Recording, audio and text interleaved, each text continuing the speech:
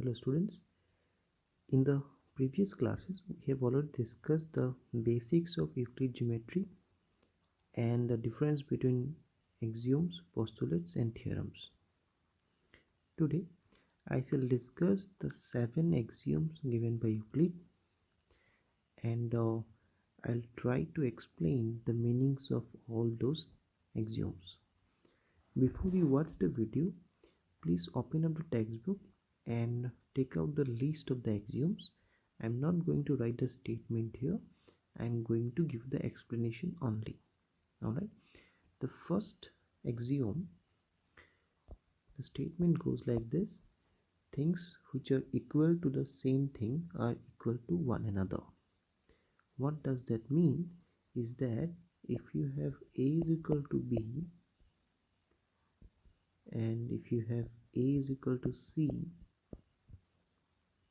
so what is happening? B is equal to A and C is also equal to A.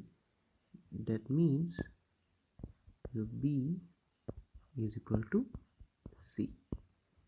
Right? This is axiom 1. Now look at the second axiom. The second axiom is if equals are added to equals, then the wholes are equal. Now this is something we have been using constantly. So if I have A is equal to B, then if I add C to this side, and I can also add C to this side. So both sides I have added C, right? So A plus C is equal to B plus C. So this is the meaning of the second axiom. The third axiom says if equals are subtracted from equals, the remainders are equal. So this is similar to second axiom. So what is happening here? I can subtract same thing from both sides. Right? Fairly easy to understand. Then comes the next axiom, number 4. Things which coincide with one another are equal to one another. Now this is very interesting. So let's say I have a line AB, in between I have a point C. So let's try to understand here. If I take AC plus BC, and if I take AB on alone, AC plus BC and AB, they are actually coincide, means same. So things which are coincide with one another are equal. Alright, so this is very important. Please try to give special attention to number 4. Then comes number 5. Number 5 says the whole is greater than the part. This is my personal favorite and is very easy to understand.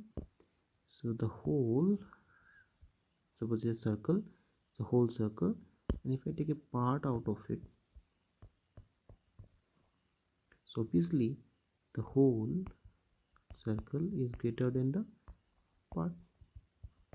Alright, so this is number 5. This is very easy. Number 6 says things which are double of the same thing are equal to one another. This is again very easy.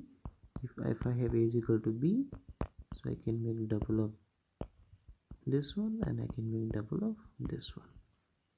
Right? And the number 7 says things which are half of each other. So if I have A is equal to B, then I can have half of A and half of B, both are equal, isn't it? So these are some of the axioms of Euclid and I have given you the meanings only. You have to remember all the axioms and their corresponding number. For example, what does axiom 3 say? So what does axiom 5 says? Like that. Alright, please go to the list properly and try to understand the meanings. In the next video, I'll try to solve some question based on Euclid's axioms.